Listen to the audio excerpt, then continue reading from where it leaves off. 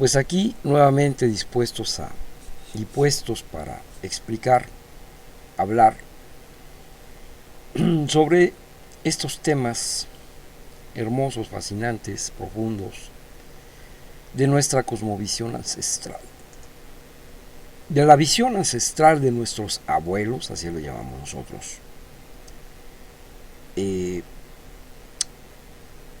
Pues nuestros ancestros, que pues nos legaron un conocimiento vastísimo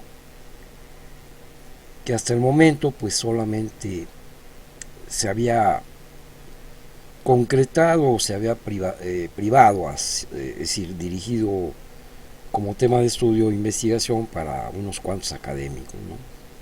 Sin embargo, en la tradición, es decir, hay una tradición mexica, pretendemos rescatar estos conocimientos, pero desde una perspectiva muy distinta a la académica. Quiero aclarar eso. Nos valemos de datos académicos, ciertamente, vaya, no despreciamos tampoco el lado academicista, toda vez que pues, la academia se ha encargado, y hay que agradecerlo también, y reconocerlo, pues se ha dedicado a rescatar también, a través de la arqueología, a través del cuidado, del acervo material, histórico, arqueológico, y pues eso se agradece. O sea, ellos también tienen su función. Lo único que no estamos de acuerdo son con algunos aspectos de la interpretación que hacen, que a nuestro juicio pues no carece de la esencia de lo que nosotros realmente buscamos en el camino del corazón. Y pues aquí es donde nosotros somos así como la parte opuesta. La parte descaltipoca, la parte negra, oscura, intelectual, meramente científica, racional, fría, pues en la academia nosotros somos más, digamos, del lado quetzalcóico, vamos a ponerlo así, para no pretendemos entrar en controversias. Por ahí, algún hermanito por ahí mencionó algo molesto de que mencioné a Carlos Castaneda. Miren, yo trato de ser abierto a todas las manifestaciones culturales, a las diferentes visiones que existen y que se han aportado a través de libros principalmente, ¿no? De ciertos autores. Bueno, he mencionado a Carlos Castaneda, no porque yo sea seguidor de Carlos Castaneda, quiero que eso quede muy claro. ¿Sí? Hace muchos años, o sea, cuando yo era mucho más joven, muchos años, estoy hablando de algunas décadas, por ahí, pues yo leí los libros de Carlos Castaneda. Bueno, de hecho no los leí, no comencé leyendo a Carlos Castaneda. Yo me enteré de Carlos Castaneda por ciertas pláticas que tuve con algunas personas que fueron cercanas a él.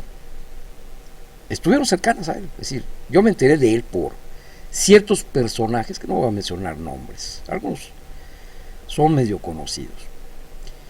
Y por azares del destino yo me crucé con algunas personas que habían tenido contacto directo con esta persona, con este personaje, y que eran parte de mi círculo de amistades por ahí, o de maestros,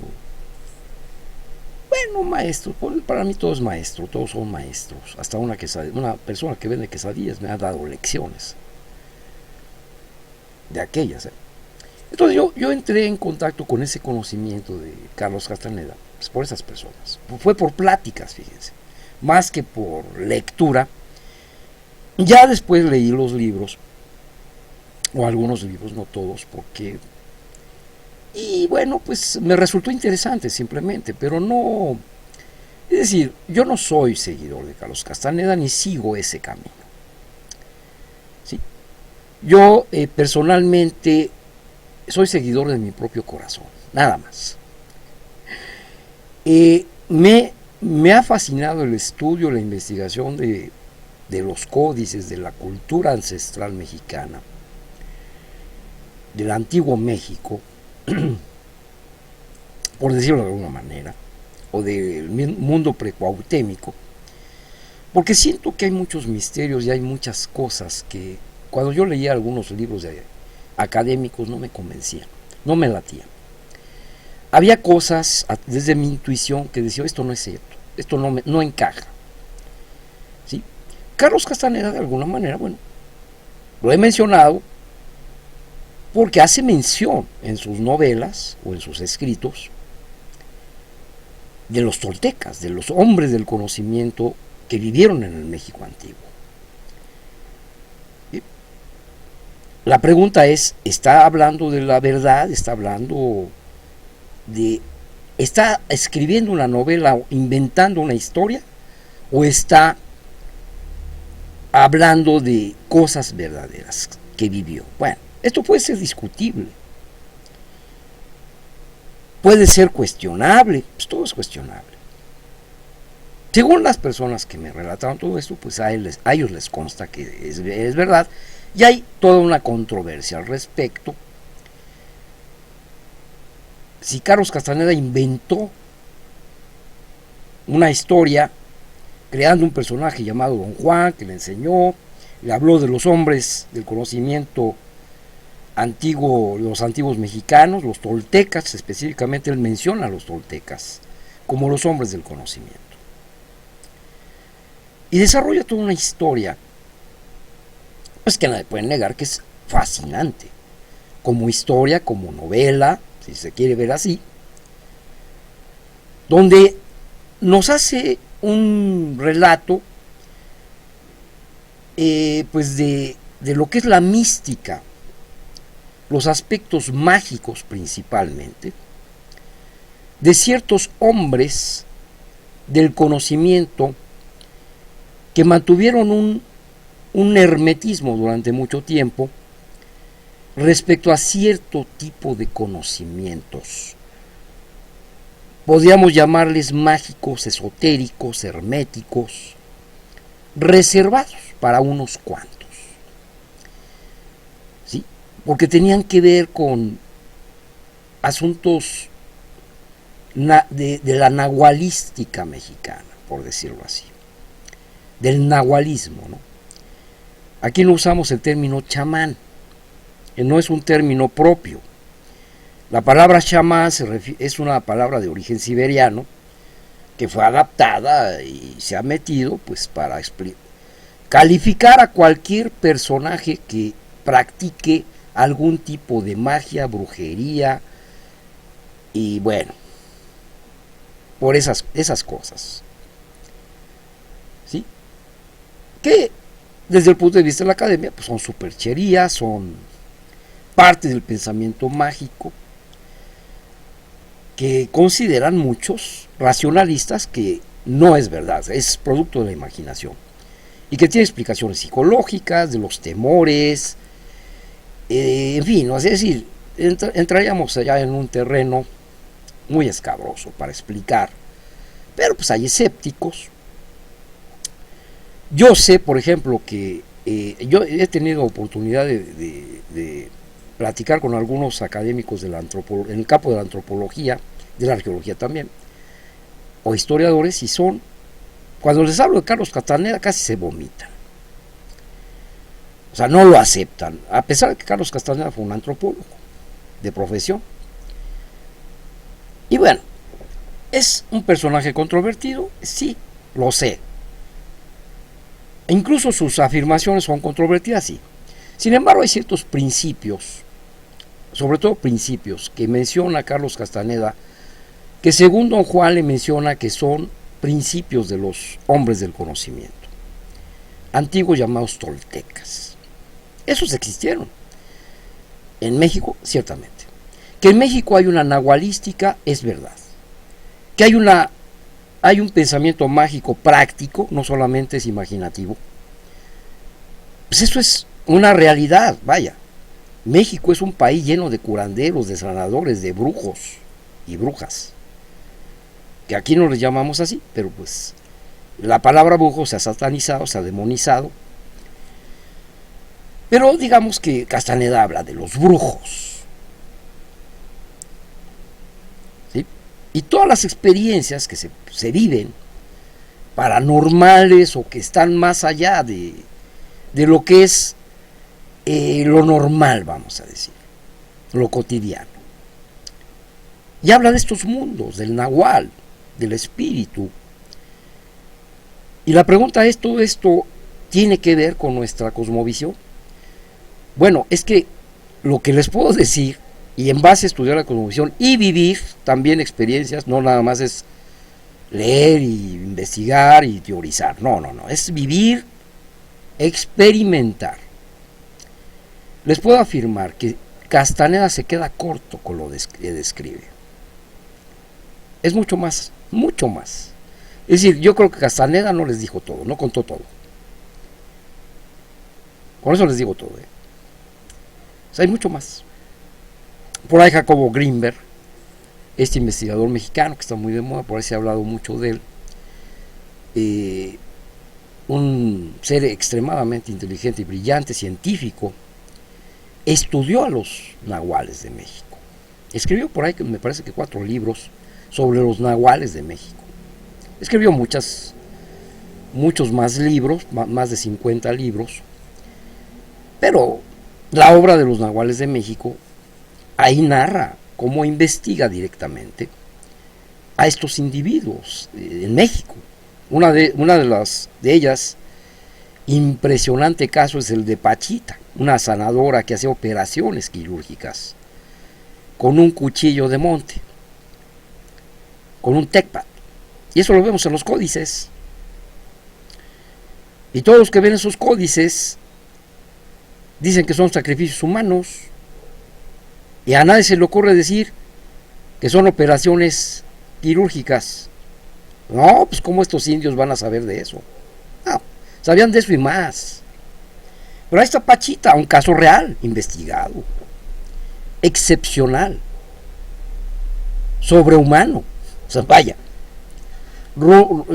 rompía completamente con todo lo racionalmente imaginable y concebible. Jacobo Grinberg, un científico brillantísimo, ¿sí?, de aquí de la Universidad Nacional Autónoma de México, se abocó a investigar esos fenómenos, que nadie, ningún académico los tomaba en serio. Sin embargo, sabemos, esos conocimientos son muy reservados, ¿sí? Y no, como no se entienden, pues se les desprecia, se les hace a un lado. Y se les cataloga o se les relega al plano de la superchería. Estamos muy atrasados todavía. Se supone que en este nuevo sol ese conocimiento ya debe darse a la luz. Eso está ocurriendo. Sin embargo, todavía hay muchos rezagados. Hace poco escuchaba yo una plática de arqueólogos que por primera vez yo creo en la historia, se atrevieron a hablar de sus experiencias paranormales que han vivido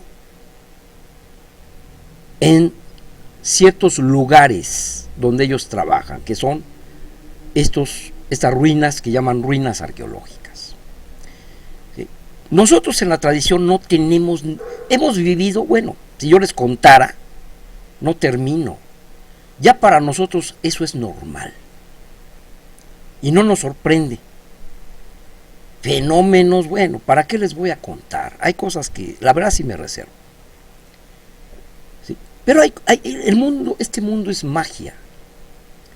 Y cuando entramos en el terreno de los conocimientos de nuestros abuelos, estamos entrando también en un terreno mágico, sin lugar a dudas. Estamos hablando de ciencia, pero también estamos hablando de una ciencia que no es racional, que escapa a la explicación racional. Y ahí tienes esos científicos, arqueólogos,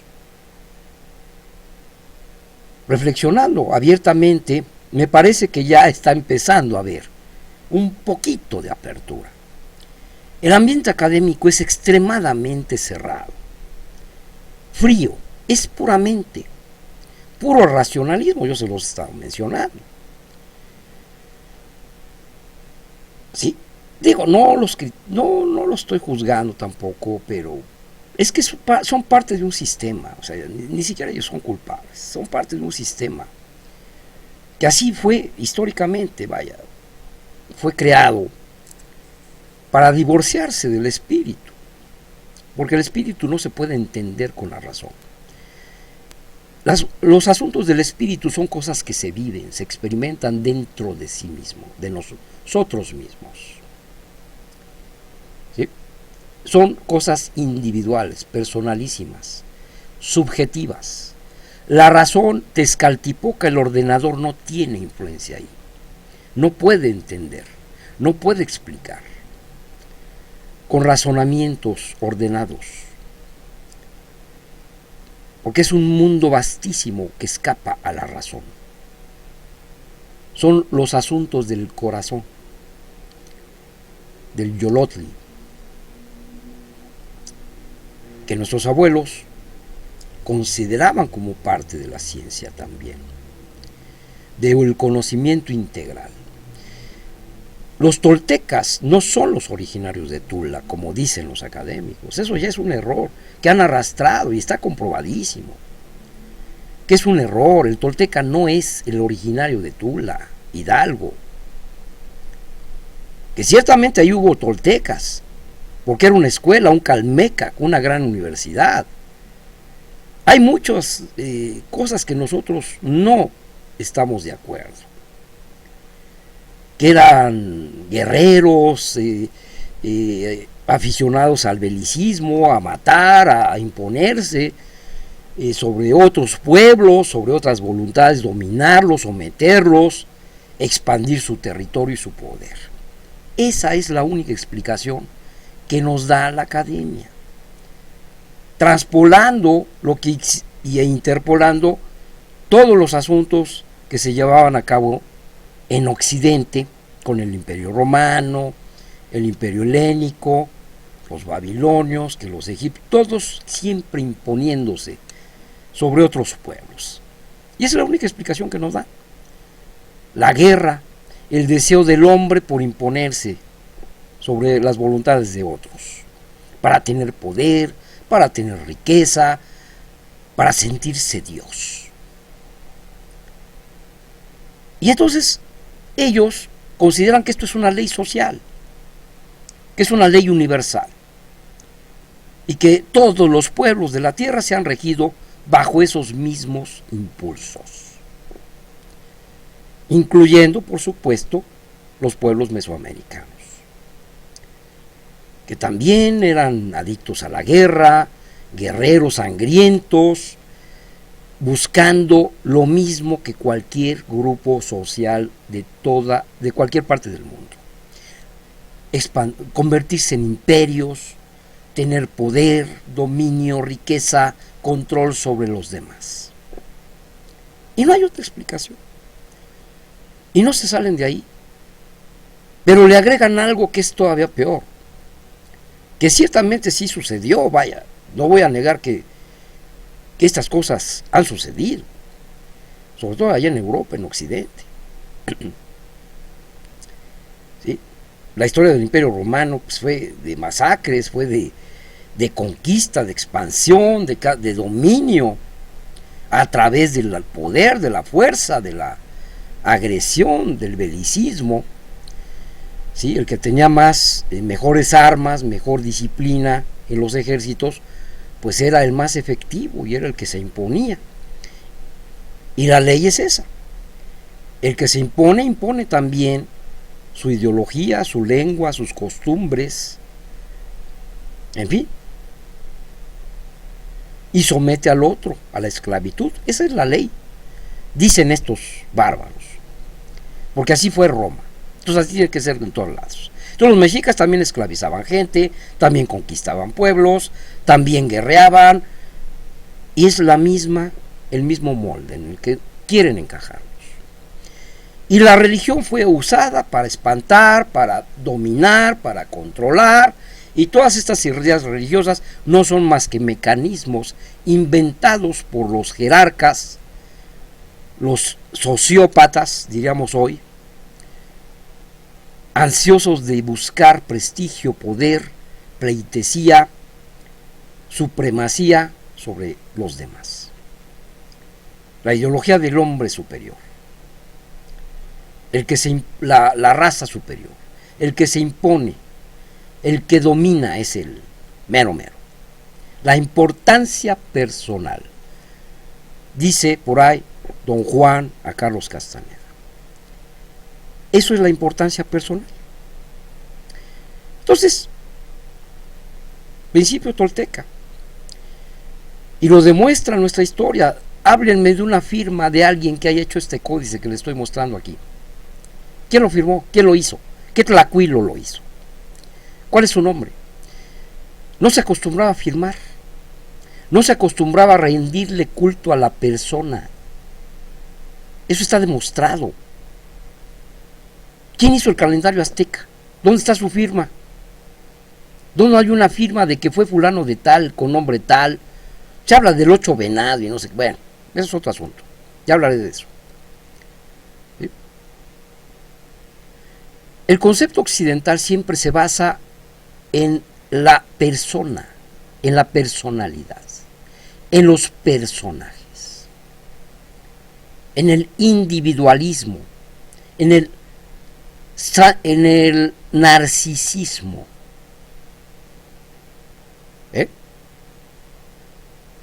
Dicen, la historia de la humanidad ha sido esa. Es la historia de los reyes, es la historia de los poderosos. El pueblo, pues ha sido el pueblo. La plebe, el vulgo, ¿sí?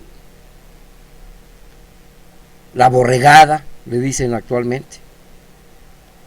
Pero de los únicos que se ha hablado es de los poderosos, de los reyes. Y ahí tienen a los arqueólogos buscando reyes por todos lados en Teotihuacán, que no han encontrado uno solo en más de 100 años.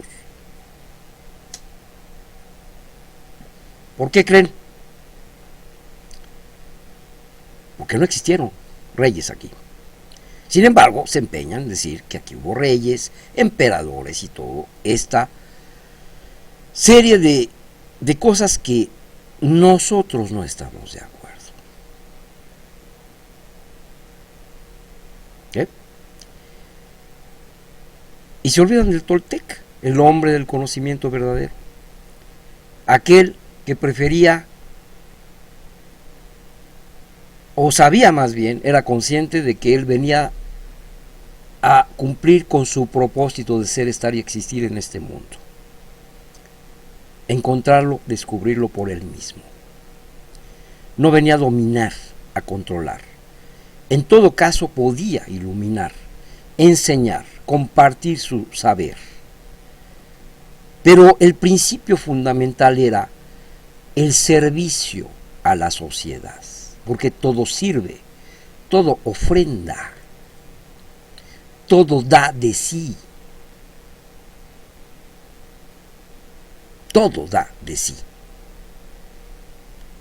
en este universo y en esta naturaleza. ¿Sí? Todo da algo de sí mismo. No nada más pide, no nada más exige, sino también da, ofrenda, sirve. Era uno de los principios más altos en la Toltecayo y en la Mexicayo. El servicio a la comunidad, lo que te hace merecido, más igual, es lo que ofrendas, no lo que recibes. Lo que recibes agradeces. Agradeces a la madre tierra, agradeces al agua, agradeces al aire, al sol, a la noche, a las estrellas, a la luna, todo. Porque todo te da algo. ¿Sí? No es a la persona se le agradece también, porque es parte del universo. Pero no todo se centra en la persona, en el rostro. No es lo más importante en la cosmovisión nuestra. ¿Sí? Todo sirve, todo es importante. Entonces, ¿quién eres tú, humano, para imponer tu rostro por encima del corazón, del universo, de lo que da? ¿Tú eres capaz de dar el agua? ¿La generas? No, está contenida en ti, para que tú vivas. Esa era nuestra mística. No era de dioses, era de ver al agua como una esencia que sostiene la vida, a la cual se le agradece. Se le pide permiso como una persona. Hay esencias invisibles, pero que son perceptibles por otros sentidos. Todo está lleno de vida, de esencia. Esa es nuestra cosmovisión. Todo está plagado de conciencia. Todo está vivo. Hasta la muerte sirve a la vida.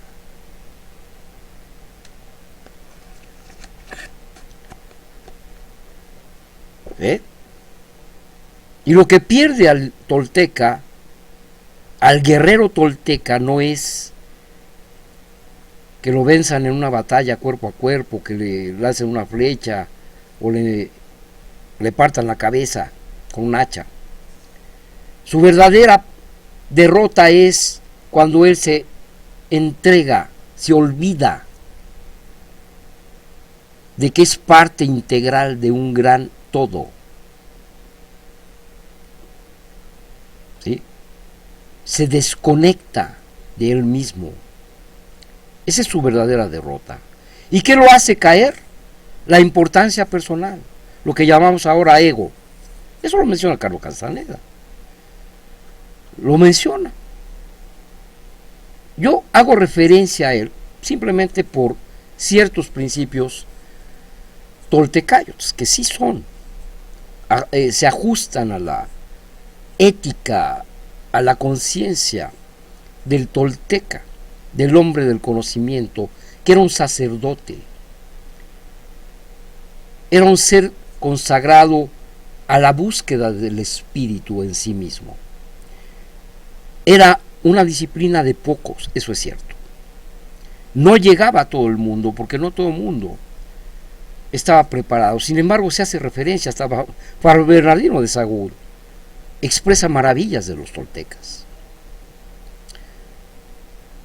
Es increíble lo que hace, las referencias que hace para Bernardino de Sahagún sobre los toltecas, no de los de Tula, los hombres del conocimiento, maestros de maestros, decía, luminarias, seres que sabían dialogar con su propio corazón. Así lo dice Fray Bernardino de Sahagún. Queda encantado, fascinado. Es una contradicción porque sataniza todo lo demoniza, todo es del demonio, ¿no? Pero resulta curioso que cuando se refiere a los toltecas, los informantes le dicen a los toltecas maravillas. Esos eran seres, hasta Motolina dice, estos indios nos superan en santidad. Se decían avergonzados los frailes de la iglesia, los inquisidores. Dice, estos indios son muy listos, muy inteligentes, aprenden muy rápido. Decían que eran seres sin alma, que ni siquiera eran hijos de Dios, eran como animales, así los describen. Ya hasta por ahí la mitad del siglo XVI, me parece. Ya el Papa dice, no, los indios también tienen alma. No, qué atraso de veras de los occidentales, perdóneme. Qué atraso, qué falta de humanismo, qué falta de conciencia, de sensibilidad. Pues seres desconectados, derrotados ya espiritualmente, desde hace mucho, muertos en vida, autómatas.